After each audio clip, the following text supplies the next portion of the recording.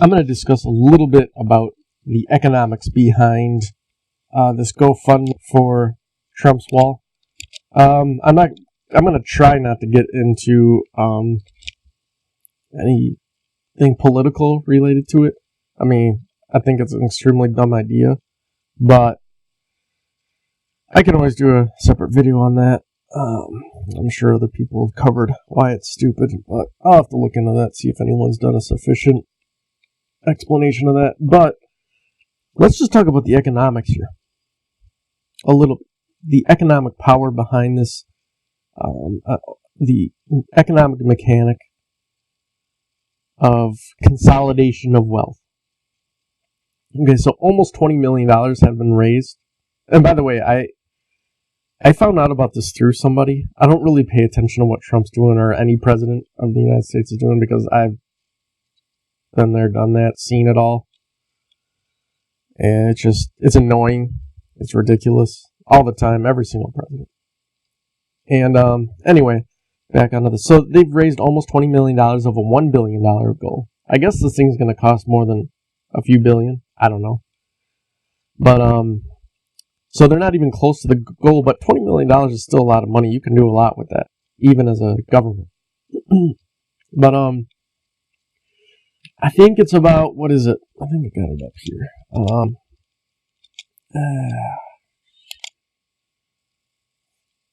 Where did it go?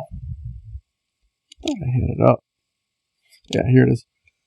About 330,000, a little over 330,000 people at the time of this audio have contributed, which is about $60 per person. So you can really raise a lot of money. And it shows you what people can do if they get together. Well, rich people. As in the top 1% or the top 10% could actually probably do some economic damage. And it also shows you the power of consolidating wealth. Early civilization came about because of consolidation, or one of the big reasons was consolidation of wealth. Because you have a bunch of people doing their own small thing and coming together, and your advantages exponentially increase when you form that kind of union. And it's the same concept behind joint stock companies.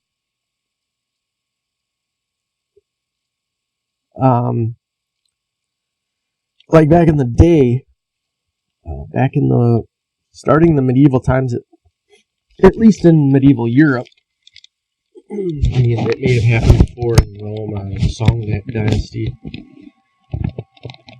But what they would do is multiple people would invest in a ship, in a journey. And sometimes it would be like, sometimes would supply the ship, or someone would supply the ship and the crew. Other people might supply the cargo.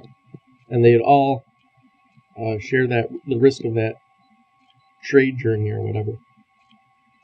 And if it's successful, they all share the profits.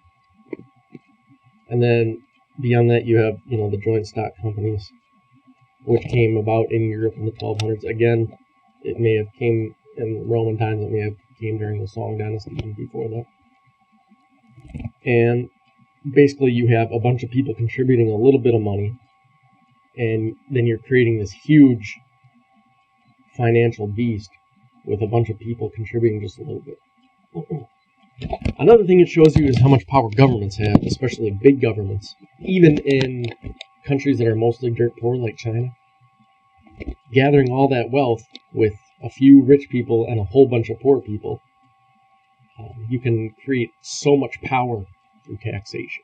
And the United States is the same case. Even India, who's poorer than China, has a lot of power because they're consolidating that wealth. Whereas a small rich country like Luxembourg or Liechtenstein, even though they have a much higher GDP per capita, they'll never have that power because they just can't consolidate that kind of wealth. So it shows you if 300,000 people in the United States can gather $20 million in just a few weeks, it just shows you the enormous power that the United States has. The United States has about 320 million people. And I'm not saying everyone could contribute that much, but you can just use your imagination and see how much money is gathered in taxes, because people are paying more than $60.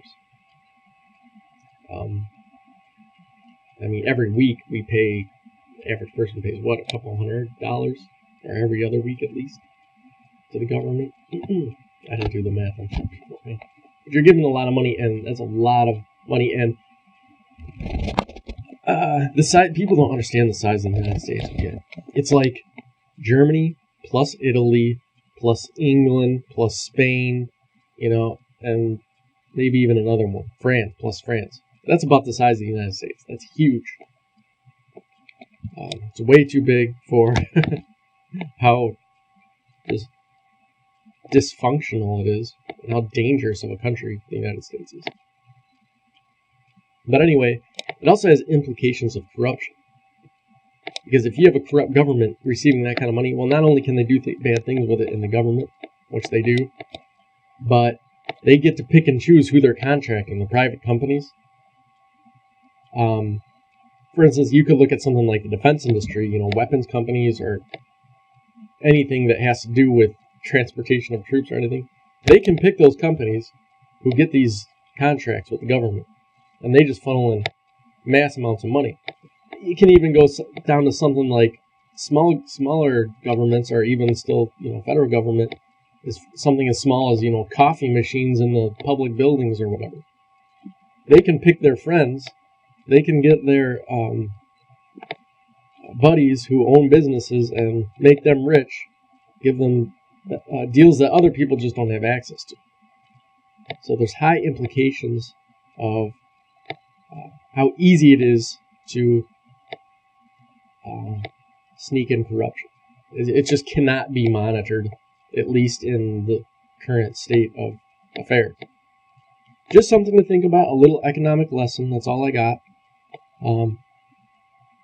Very important. Consolidation of wealth, and also, a little lesson on shared risk as well, if you think about it further.